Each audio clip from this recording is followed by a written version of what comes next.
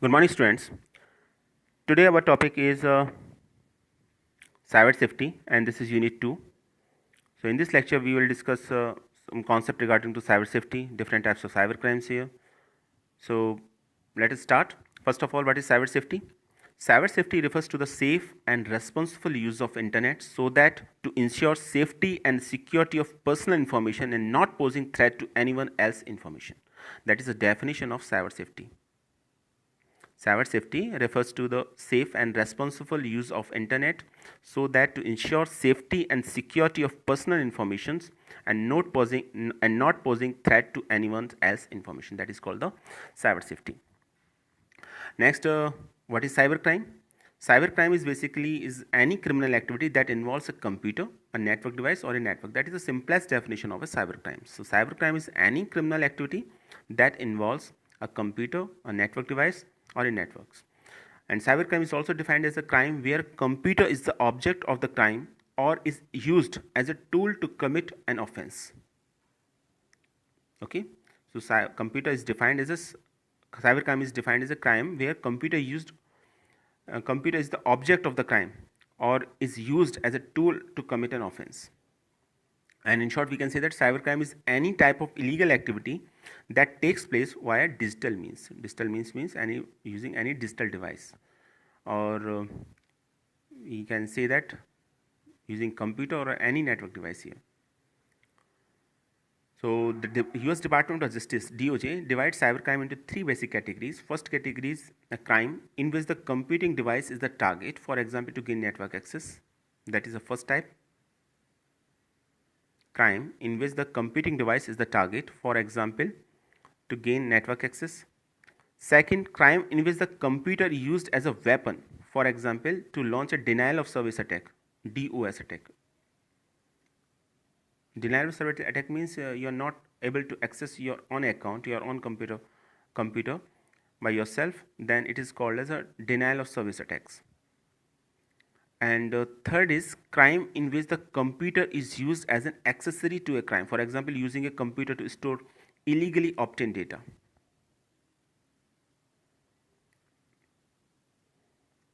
Okay, crimes in which the computer used as an accessory to a crime. For example, using a computer to store illegally obtained data. So there are three different types of cyber crimes.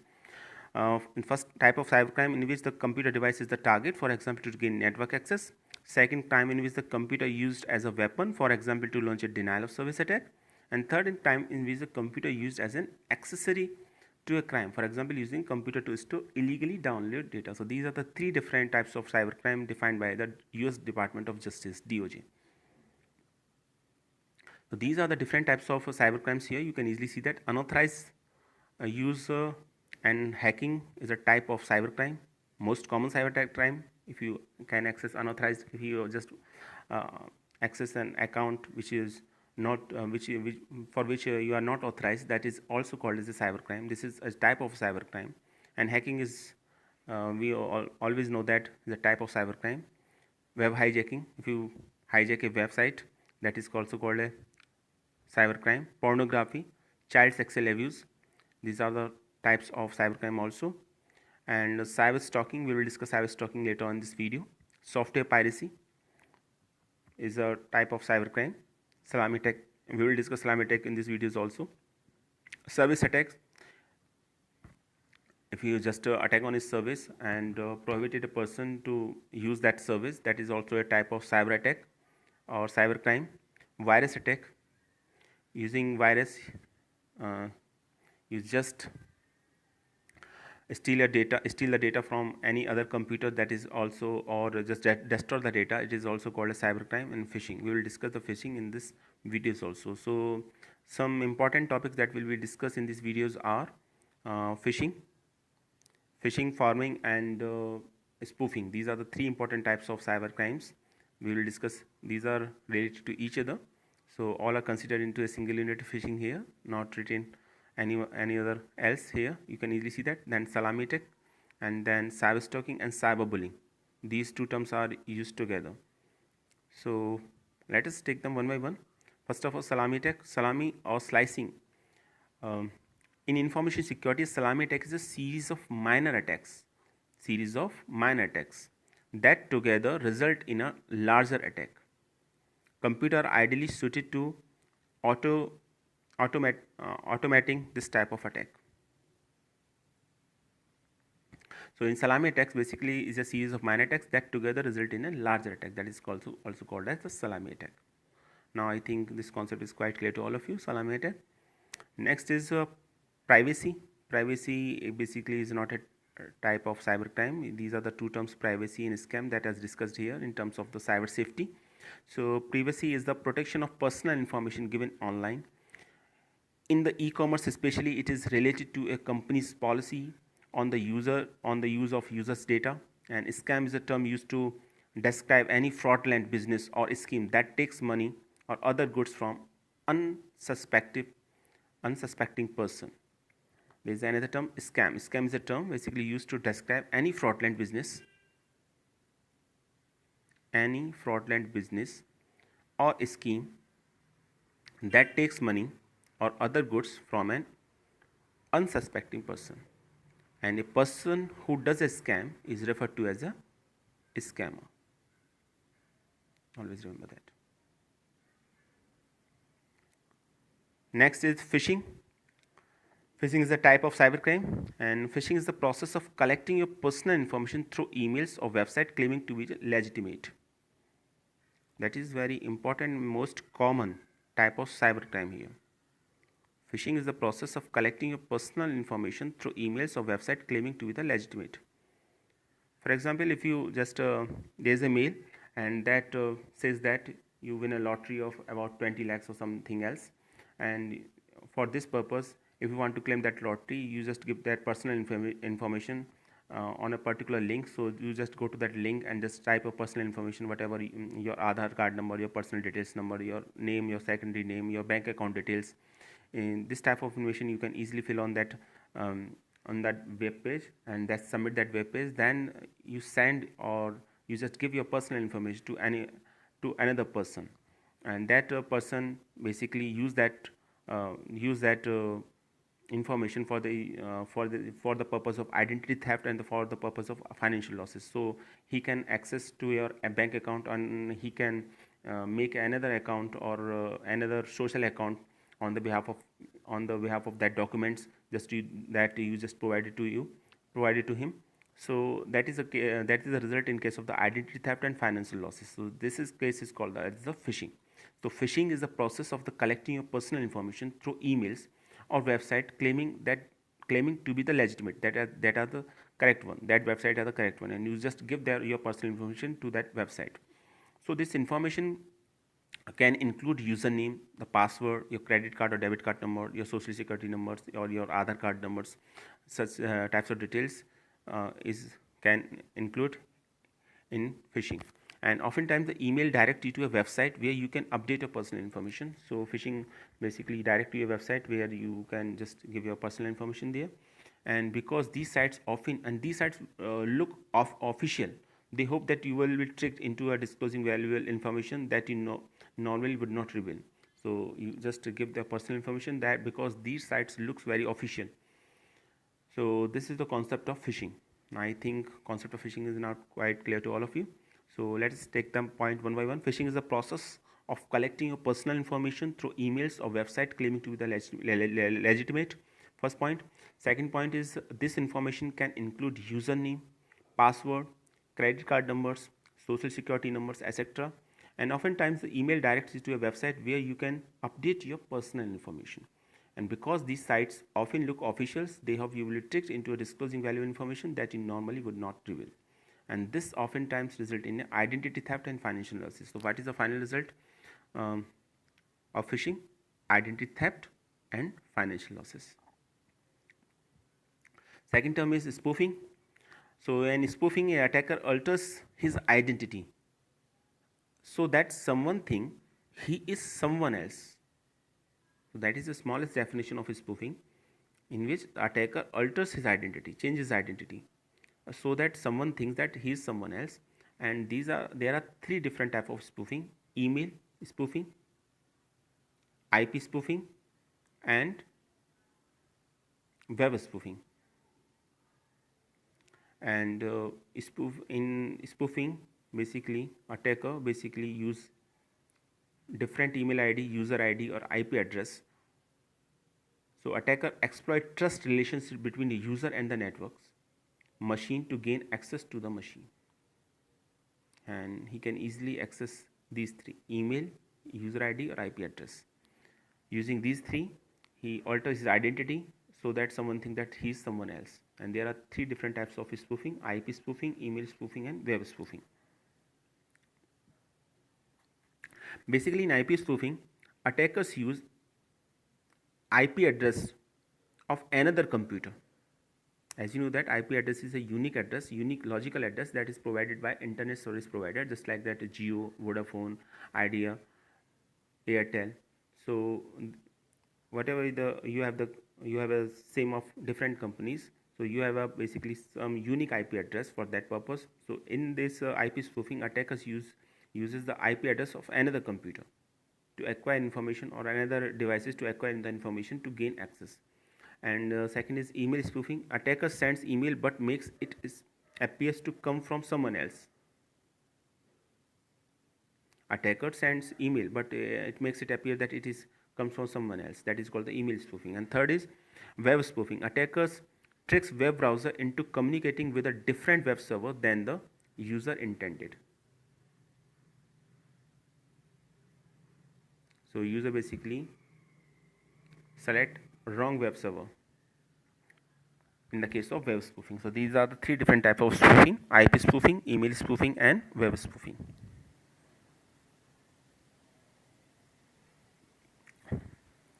Now what is the difference between spoofing and phishing?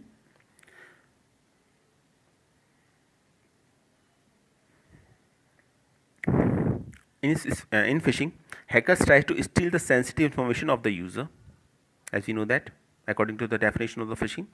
But in spoofing, hackers try to steal the identity to act as another individual. So that is totally different from in the case as compared to the phishing. Phishing, it is operated in a fraud manner, but spoofing, it does not require any fraud. Okay. In phishing, information theft. In spoofing, information is not theft, because according to the definition of spoofing, you can easily see that attacker alters his identity so that someone thinks that he is someone else.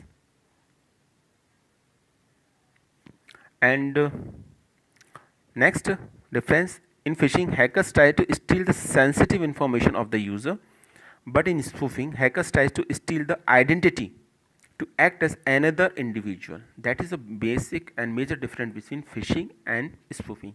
In phishing, hackers try to steal the sensitive information of the user, but in spoofing, hackers try to steal the identity to act as another individual. And phishing, it is operated as a fraud manner, but in spoofing, it does not require any kind of fraud. Next is phishing cannot be a part of the spoofing, but spoofing can be a part of the phishing. So sometimes spoofing, we can consider spoofing as a part of the phishing. Okay. And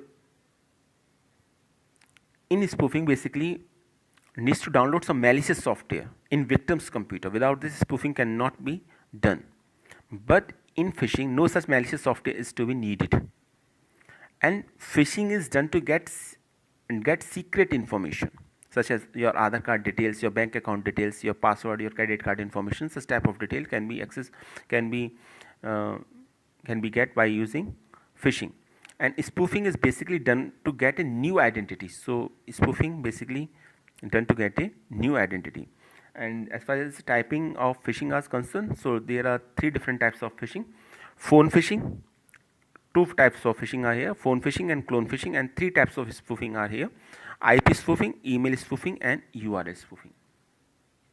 So that is the difference between phishing and spoofing. The main points are: first of all, in phishing, hackers try to steal the sensitive information of the user, but in spoofing, hackers try to steal the identity to act as another individual. That is the first important difference. And second important difference is that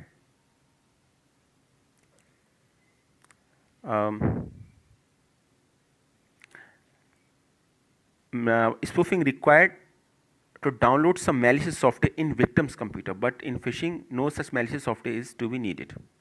Okay. And third important difference, phishing is done to get a secret information, while spoofing is basically done to get a new identity. That is the purpose of the phishing and the spoofing. So the difference between the purpose of spoofing and phishing is that in spoofing basically is done to get a new identity, while in phishing is done to get a secret information. Next concept that is very important, and that is also a type of cybercrime, it is called the pharming. And pharming is a major advanced technique to get user credentials by making effort to altering users into a website. That looks like same as that of phishing, but there is a little bit difference when we compare pharming to a phishing. In other words, it misdirects users to fake website that appears to be official, and victim gives their personal information by fault. And in pharming, fake website is created which appears to be official. Users then access the website and request is popped up regarding username and password and other credentials. So pharming, there are two important points. First of all, it is a more advanced technique as compared to phishing. Second is, in this, basically user credentials by making effort to entering users into a website, so redirect user to a fake website is the main of the pharming, is the main concept behind the pharming. So it misdirects the user to a fake website, and that fake website appears to be official, and where the victims gives their personal information by fault, not by intention, by fault, because this fake website appear to as same as that of the official website. That is the concept behind the pharming. And in this diagram you can easily see that there is an attacker, and this is the using DNS servers. It he basically redirects the user to a fake website, and user go to the fake website, think about the fake website that it is a legitimate website, but it is a fake website, and user just gives its personal information or posts that personal information on that fake website. So what is the concept of DNS server? What is DNS server? A DNS server, also called as a domain name server, are the internet's equivalent of a phone book. So they are the equivalent of a phone book. They just same as that of the concept of the phone book, and they maintain a directory of domain names and translate them into internet protocol addresses, IP addresses. So domain name are finally converted into IP addresses. So this is necessary because although domain names are easy to people to remember, computers or machine access website based on the IP addresses, because different computer or different machine access websites on the basis of the IP addresses. So there is a concept of domain names. So domain names, domain names are the part of domain name servers, DNS servers, which collect all the domain names and translate them finally into internet protocol addresses. So domain name is just like a phone book. Domain name server is just like a phone book. It basically contains different domain names, and finally they translate this domain name to the IP addresses, because these IP addresses are basically used to access different websites. So in case of attacker first of all just attack on DNS server, and using DNS server he or she basically misdirect the user to and send them to a fake website where they just give their personal information or important information. Next, there is a difference between hacker and cracker. These two terms look like the same, but there is a difference between hacker and cracker. Basically, if in one line, if you want to say that how cracker and hacker are different, both are doing the same things, but crackers have malicious intentions as compared to the hackers, and they gain unauthorized access. They destroy important data. They stop service provided by the server, or they basically cause problem for their targets. But in case of hacker, it is not so. Hackers must just do this, hack the data or programs for just find out the loopholes of that programs or the software, or just um, do it for their fun. So there is a difference, a big difference between hacker and cracker. Or the big difference is that crackers are the, we can say that, criminals, or they have malicious intentions. But in the case of hacker, it is not so. So let us take these 4 points one by one. First of all, according to the definition of the hacker, a hacker is a person who is interested in the working of any computer operating system. Most often, hackers are the programmers, and hackers often advanced knowledge of operating system and programming language. They may know various security holes within system and the reasons of such holes. While the crackers is a person who breaks into other people's system with malicious intentions. Always remember that, with malicious intention. Okay, and crackers gain unauthorized access, destroy important data, stop service provided by the server, or basically cause problem for their targets. And crackers can easily be identified because their actions are malicious. And hackers constantly seek further knowledge, share what they have discovered, and they never have intention about the damaging or stealing data. That is the main point about hackers constantly seek further knowledge, so they just do the hacking for their enhancement of their knowledge, and share what they have discovered, and they never have intention about the damaging or stealing data. But as far as cracker is concerned, they have intention about the damaging or stealing of data. And hackers, they does not work against the law, and while crackers are always work against the law, so they are the criminals, we can say that. So they hackers basically, they are the always find weak points of the applications, operating systems, website, and secure it. And while the crackers, they have always bad intention whenever they work. So hackers basically try to find hackers are basically work for the try to find out the weak points of the of any application of the or any operating system or website, and they just try to secure it. So just find their main focus is to is to find out the main weak points of a particular application or a operating system or a website, and finally secure it. They secure these website or applications, while crackers basically do this work for bad intention, and they gain unauthorized access. They sometimes destroy data, steal the data, and stop service providing by the servers. So that is the basic difference between the hacker and cracker. Now I think the difference is very much clear to all of you, the difference between hackers and crackers. So crackers are the person with bad intention, while the crackers are the person who gain access, unauthorized access, but they have no bad intention. They just do it for their fun, or just to gain their knowledge, or just to recover, or just to find out the weak points of an application or a software, and their main focus is to secure the application. That is the purpose of the hacker. But crackers are the criminals. They just do it for their bad intention. They just unauthorized access. They just want to destroy the data. They sometimes steal the data. They just stop the service, and so they have malicious intention, we can say that. So crackers are the bad persons, and they work against the laws. So that is the basic difference between hacker and cracker. Most of the times crackers are also called the hacker, but it is not so. There is a big difference between the hacker and crackers. Crackers are the person with malicious intention, or we can say that the criminals are called the crackers. There are some other cyber crimes, that is illegal downloads and child pornography. So these are the two important cyber crimes also. Illegal download. What is the meaning of illegal downloads? Illegal downloading refers to the obtaining file for which you don't have the right to use or download from the internet. So if you download a file which you don't have a right, and somehow you just download that files, then this is called as a illegal download, and this is also considered as a cyber crime. Next is child pornography.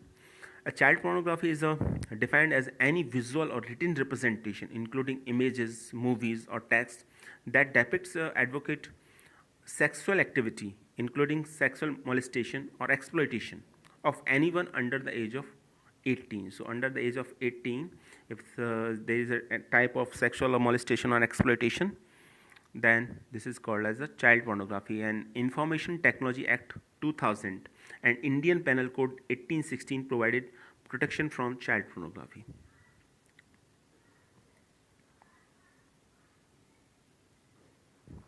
Next is cyberbullying. There are two terms which comes together, cyberbullying and cyberstalking. So let us take them one by one. First of all, cyberbullying. Cyberbullying is the use of digital communication tools such as the internet or the cell phones to make another person feel angry, sad, scared, usually again and again. So that is the concept behind the cyberbullying. An example of cyberbullying includes sending hurtful text or instant messaging, posting embarrassing photos or videos on social media sites, and spreading mean rumors online with cell phones. These are all other types of the cyberbullying. And cyberbullying, there are the 4 points regarding to the cyberbullying. First point is cyberbullying is bullying that takes place over digital devices, first of all, like cell phone, computer, and tablets. So cyberbullying is that takes place over digital devices. That is first point. Second point, cyberbullying can occur through SMS, text, an application, or online in social media forums or gaming where people can view, or participate, or share their contents. Third point, cyberbullying includes sending, posting, or sharing negative, harmful, false, or mean content about someone else. And next, it can include sharing personal or private information about someone else, causing embarrassment or humiliation. Some cyberbullying crosses the line into unlawful or criminal behavior. Okay, so these are the 4 important points regarding to cyberbullying. First of all, cyberbullying is takes place over digital devices. Second point, can occur through SMS, text, or application on online social media forums, etc. Third point, it includes sending, posting, or sharing negative, harmful, false, or mean content about someone else. And fourth important point, it can include sharing personal or private information about someone else, which causing embarrassment or humiliation. So these are the 4 points regarding to the cyberbullying. Next, cyberbullying. Most common places are where cyberbullying occurs: social media sites such as Facebook, Instagram, Snapchat, and TikTok. TikTok is now banned, totally banned. So next is text messaging and messaging apps on mobile or tablet devices. Next is instant messaging, direct messaging, and online chatting over the internet. And online forums, chat rooms, and message boards such as Reddit, email, or online gaming communities. Next is cyber stalking. What is cyber stalking? Cyber stalking is defined as the online stalking. First of all, online stalking is called as the cyber stalking. It involves the repeated use of the internet or other electronic means to harass, intimidate, or frighten a person or a group. Okay, so it involves a repeated use of the internet or other electronic means to harass, intimidate, or frighten a person or a group. And cyber stalking is a crime in which the attacker harasses a victim using the electronic communication such as a mail or instant messaging, IM, that is also called as IM, or message posted on a website or a discussion group. So cyber stalking messages differ from the ordinary spam in that a cyber stalking targets a specific victim with often threatening messages, while the spammer targets a multitude of recipients with simply annoying messages. So there is a difference between spam and cyber stalking. Cyber stalking basically aims to frighten or to basically harass some person or a group. So that is the definition of the cyber stalking. So that is the difference between the cyber stalking and the cyberbullying. And what is plagiarism? Plagiarism is the act of stealing someone else's creative ideas or languages. It is considered to be a cheating and a corrupt act, and in advanced country it is considered as a cybercrime. So to steal someone else's ideas, creativities, or a language, that is called the plagiarism, and it is also a type of cybercrime. So this is all about today's lecture. I hope you like this video. In this video we already discussed some points regarding to cybercrime, different types of cybercrimes. So thanks for watching this video.